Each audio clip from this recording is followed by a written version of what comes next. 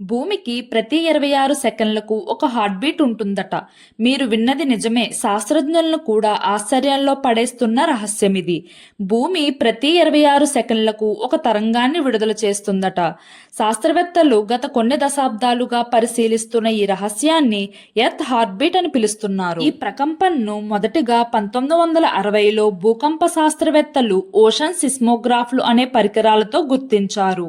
అయితే 1980లో గ్యారీ హ్యాల్కోంబ్ అనే శాస్త్రవేత్త భూమి నుండి వచ్చే 26 సెకన్ల తరంగంపై లోతుగా పరిశోధనలు చేసి ఈ తరంగం అనేది భూమి యొక్క హార్ట్ బీట్ల ప్రతి 26 సెకన్లకు ఒకసారి పునరావృతం అవుతుందని ఆయన గమనించారు. ఈ హార్ట్ బీట్ అట్లాంటిక్ మహాసముద్రం సమీపంలోని గల్ఫ్ ఆఫ్ గినియా ప్రాంతం నుండి వస్తుందట.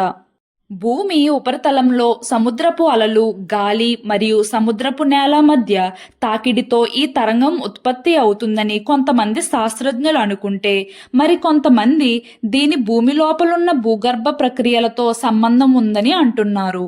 మరలా 2000 సంవత్సరంలో కొలరాడో విశ్వవిద్యాలయంలోని శాస్త్రవేత్తలు ఈ తరంగాన్ని తిరిగి పరిశీలించి భూమి యొక్క లోతైన భాగాల నుండి వచ్చే ప్రకృతి శబ్దాలుగా భావించారు. ఈ హార్ట్ బీట్ మన చెవికి వినిపించవు, కానీ భూకంప పరికరాల ద్వారా నమోదవుతాయి.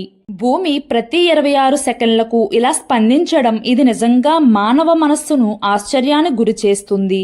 ఇది శాస్త్రానికి ఒక సవాల్ అయితే మానవ విజ్ఞానానికి ఒక అద్భుత సందేశం కూడా.